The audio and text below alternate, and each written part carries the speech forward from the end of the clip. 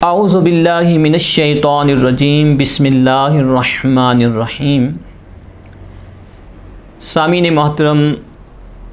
ماہ ستمبر شروع ہو چکا ہے اور اس ماہ مبارک کو پاکستان کی تاریخ میں انتہائی اہمیت حاصل ہے۔ 6 ستمبر 1965 کو اللہ تعالیٰ نے ہندوستان کی جارحیت اور ہندوستان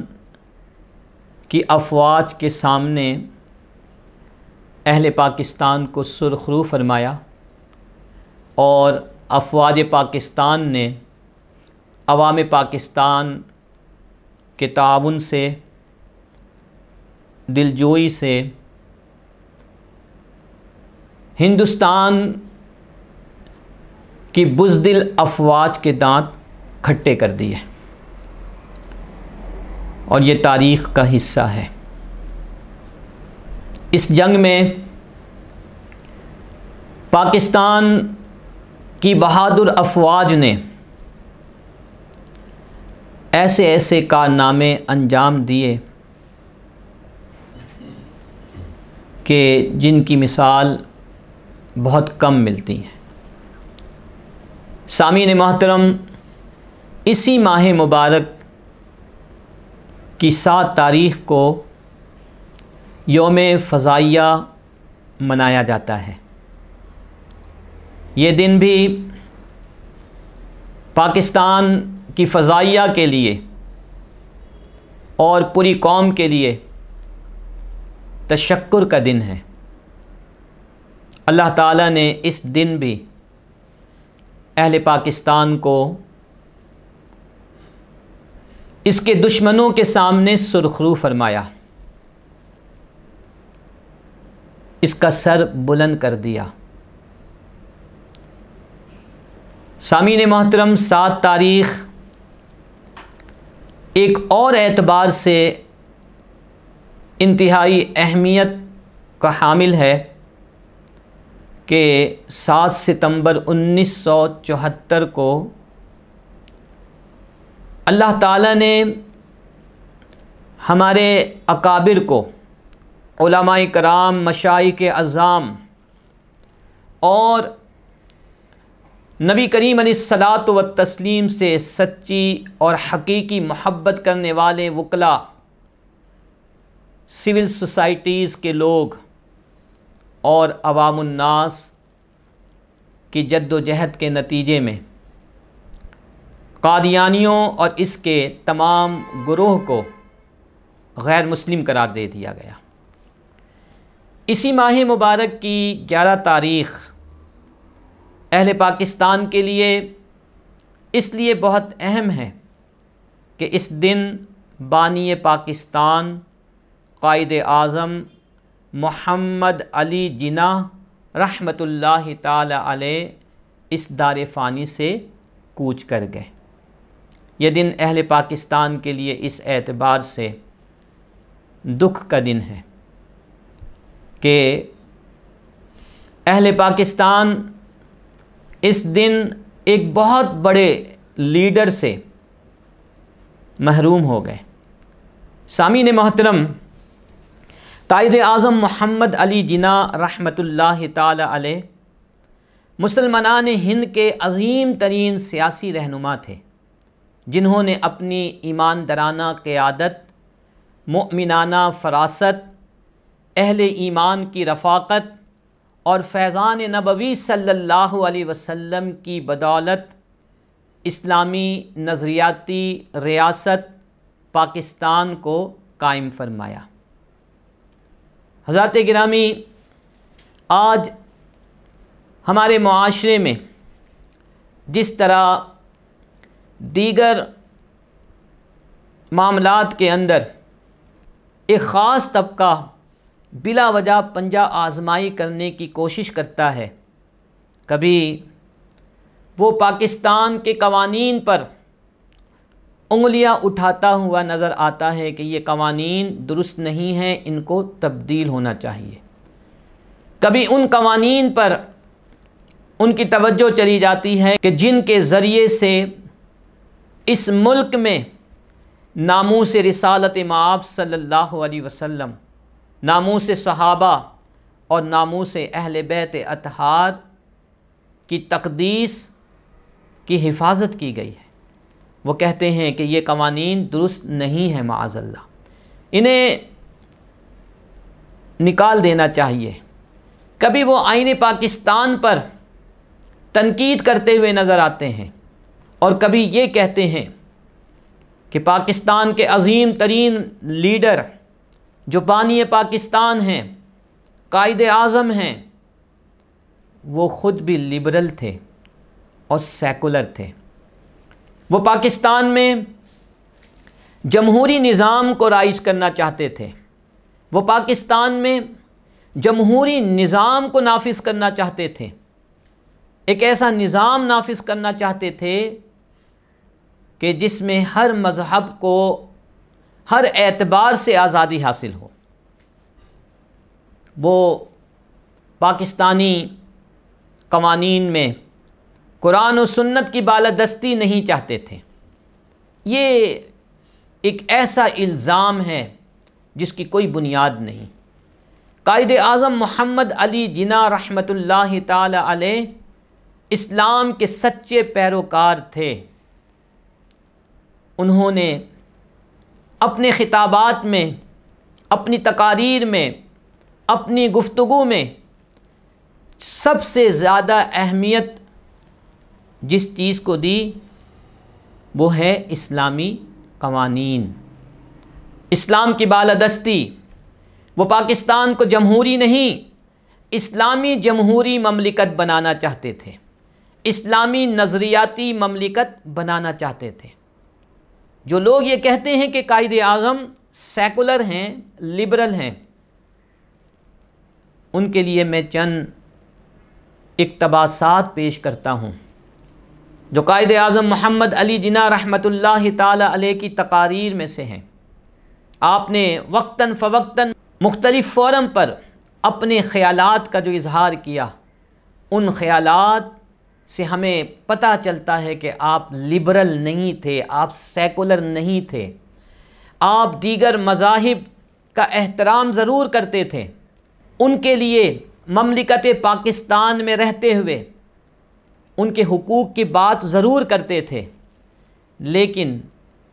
ان کی کسی بھی تقریر سے یہ بات ثابت نہیں ہوتی کہ ملک میں وہ لبرلزم یا سیکولرزم نافذ کرنے کے خواہاں تھے۔ تو چند اقتباسات میں آپ کے سامنے پیش کرتا ہوں تاکہ آپ کو معلوم ہو جائے کہ یہ پروپیگنڈا ہے، یہ الزام ہے اور یہ انتہائی جھوٹی بات ہے جو قائد اعظم محمد علی جناح کی طرف منسوب کی جاتی ہے۔ چنانچہ پاکستان بننے کے 10 دن کے بعد 14 اگست 1947 کو آپ نے ایک مجمع عام سے خطاب کرتے ہوئے ارشاد فرمایا، I therefore call upon every Muslim man or woman in Pakistan to fortify themselves against their present sorrows for the establishment of their national state, for which they have suffered and already sacrificed so much, and which is now for them to build up, so that before long it can justify its position as the largest Islamic state in the world and win a proud place in the family of nations۔ یعنی آپ یہ کہتے ہیں، اس لیے میں ہر مسلمان مرد و عورت کو جو پاکستان میں رہتے ہیں دعوت دیتا ہوں کہ وہ خود کو حالیہ مصائب و آلام کے لیے مستحکم کر کے اپنی قومی ریاست کو قائم رکھنے کے لیے، جس کے لیے وہ پہلے ہی بہت ساری مصیبتیں اٹھا چکے ہیں اور بہت کچھ قربان کر چکے ہیں، اور جو اب ان کے سامنے ہیں کہ اس کی ترقی و تعمیر کے لیے کام کریں تاکہ بلا تاخیر یہ اپنی حیثیت دنیا کی عظیم ترین اسلامی ریاست کے طور پر منوا سکیں اور اقوام عالم کے خاندان میں فخر کا مقام پا سکے۔ آپ دیکھیے کہ قائد اعظم نے اپنی اس اسپیچ کے اندر جس بات پر سب سے زیادہ زور دیا وہ یہ ہے کہ آپ نے فرمایا کہ it can justify its position as the largest Islamic state in the world, کہ یہ اپنے آپ کو دنیا میں ایک سب سے بڑی اسلامی ریاست کے طور پر منوا سکے۔ جو شخص لبرل ہوگا، سیکولر ہوگا، کیا وہ ایسی بات کر سکتا ہے؟ اور یہ پاکستان بننے سے پہلے کی بات نہیں، بلکہ پاکستان 14 اگست 1947 کو معرض وجود میں آیا، اور آپ کی یہ اسپیچ 24 اگست 1947 کی ہے، یعنی 10 دن کے بعد۔ اسی طرح جب پاکستان نہیں بنا تھا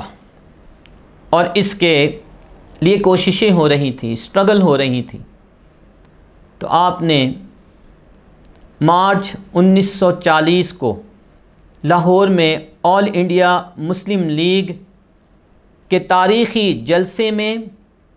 صدارتی خطبے میں ارشاد فرمایا۔ وہ لوگ کان کھول کر سن لیں کہ انہوں نے کیا ارشاد فرمایا۔ جو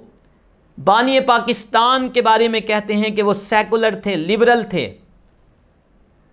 وہ یہ فرما رہے ہیں کہ I am not ashamed of saying that I am a Muslim، کہ مجھے یہ کہتے ہوئے شرمندگی نہیں ہو رہی ہے کہ میں مسلمان ہوں، یعنی انہیں اپنے مسلمان ہونے پر فخر تھا۔ لبرل تو اپنے مذہب کو، اپنی مسلمانیت کو،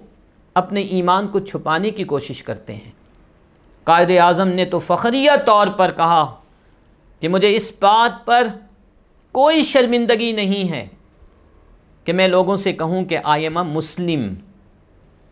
ہم اس لیڈر کے ماننے والے ہیں کہ جو لیڈر اپنے مسلمان ہونے پر فخر کرتا تھا۔ آگے چلتے ہیں، یہیں پر اکتفا نہیں، اگر ہم مزید آپ کی تقاریر کو دیکھتے ہیں تو 10 مارچ 1941 کو مسلم یونیورسٹی یونین علی گڑھ میں آپ نے خطاب فرمایا، اور اپنے خطاب میں آپ نے وہاں کے اسٹوڈنٹس کو کہا کہ Pakistan is not only a practicable goal but the only goal if you want to save Islam from complete annihilation in this country. Pakistan نہ صرف ایک قابل عمل مقصد ہے بلکہ یہ اسلام کو اس ملک میں مکمل انعدام یعنی تباہی سے بچانے کا واحد راستہ ہے۔ آپ نے دیکھ لیا تھا کہ ہندو مسلمانوں کے ساتھ کس قدر بغض رکھتے ہیں۔ آپ سمجھ چکے تھے کہ ہندوؤں کے ساتھ رہتے ہوئے نہ صرف مسلمانوں کی جانوں کو خطرہ ہے، مسلمان کی املاک کو خطرہ ہے، بلکہ ہندوؤں کے ساتھ رہتے ہوئے اسلام کو بھی خطرہ ہے۔ اور آج دیکھیے، آپ کی یہ بات ہمیں بالکل کھلی کتاب کی طرح نظر آ رہی ہے کہ آج انڈیا میں مسلمانوں کے ساتھ کیا سلوک ہو رہا ہے۔ گائے کی قربانی وہ نہیں کر سکتے، اپنی عبادتیں وہ صحیح طور پر ادا نہیں کر سکتے۔ کشمیر میں مسلمانوں کے ساتھ کیا ہو رہا ہے یہ کسی سے ڈھکی چھپی نہیں ہے۔ تو قائد اعظم محمد علی جناح جو اسٹرگل کر رہے تھے، اور آپ نے اپنی اسٹرگل کے ذریعے سے جو ملک کو بنایا، اس ملک میں اسلامی سسٹم کو کمپلیٹلی چاہتے تھے۔ سامعین محترم، بہت سارے اقتباسات ہیں، میں آخر میں ایک اور بات عرض کر کے اپنی گفتگو کو ختم کروں گا۔ بہت سارے لوگ یہ کہتے ہیں کہ جناب سودی نظام ہی ہمارے ملک کے لیے فائدہ مند ہے، پوری دنیا اس نظام پر چل رہی ہے، تو یہاں پر اس نظام کو ہونے سے کیا نقصان ہے؟ قائد اعظم محمد علی جناح رحمۃ اللہ تعالی علیہ 1 جولائی 1948 اپنے انتقال سے تقریباً 2.5 ماہ پہلے آپ نے اسٹیٹ بینک آف پاکستان کی افتتاحی تقریب کے موقع پر، اناگریشن کے موقع پر کیا فرمایا؟ I shall watch with keenness work of your research organization in evolving banking practices compatible with Islamic ideas of social and economic life. آپ کیا فرما رہے ہیں؟ کان کھول کر سنیں۔ جو لوگ قائد اعظم کو لبرل کہتے ہیں، قائد اعظم زندگی کے ہر ایسپیکٹ میں اسلامی نظام کو چاہتے تھے۔ اس ملک کے قوانین میں، اس ملک کی معیشت میں، اس ملک کے سماج میں وہ اسلامی نظام کو چاہتے تھے۔ آپ فرماتے ہیں کہ میں اس بات کا انتہائی خواہش مند ہوں کہ اس ملک کا معاشی نظام اسلامک آئیڈیاز کے مطابق ہو، کیونکہ مغرب نے سرمایہ دارانہ نظام کو ٹیسٹ کر لیا ہے، دیکھ لیا ہے، اس نظام میں سوائے تباہی کے اور کچھ نہیں۔ اگر کسی کو میری بات پر یقین نہیں تو اسٹیٹ بینک آف پاکستان کی ویب سائٹ پر جائے اور قائد اعظم محمد علی جناح علیہ رحمہ کی اس اسپیچ کو نکالے جو آپ نے اسٹیٹ بینک آف پاکستان کی افتتاحی تقریب کے موقع پر کی تھی۔ المختصر یہی ہے کہ قائد اعظم محمد علی جناح قرآن و سنت کی بالادستی کے قائل تھے۔ اس ملک میں وہ اسلامی نظام کو چاہتے تھے، اور ایسے اسلامی نظام کو چاہتے تھے کہ جس نظام کے اندر رہتے ہوئے مسلمان آزادی کے ساتھ اپنے تمام معاملات پر عمل کریں، اور ساتھ ساتھ وہ یہ بھی چاہتے تھے کہ پاکستان میں بسنے والے دیگر غیر مسلم اقوام وہ بھی اس ملک میں اس ملک کے قوانین کو فالو کرتے ہوئے اپنی زندگی گزاریں۔ انہیں فیسیلیٹیٹ کرنا چاہتے تھے، انہیں ہر طرح کی سہولتیں فراہم کرنا چاہتے تھے، لیکن وہ مفہوم، وہ معنی جو آج ہمارے نام نہاد لوگ اور دانشور لیتے ہیں، لبرلز اور سیکولرز لیتے ہیں، قائد اعظم محمد علی جناح بالکل نہیں لیتے تھے۔ اللہ تعالی ہمیں اس ملک میں قائد اعظم محمد علی جناح اور ہمارے جتنے بھی بانیان پاکستان ہیں، شہدائے پاکستان ہیں، ان کی خواہش کے مطابق نظام لانے کی توفیق عطا فرمائے۔ وما علیہ الا البلاغ المبین۔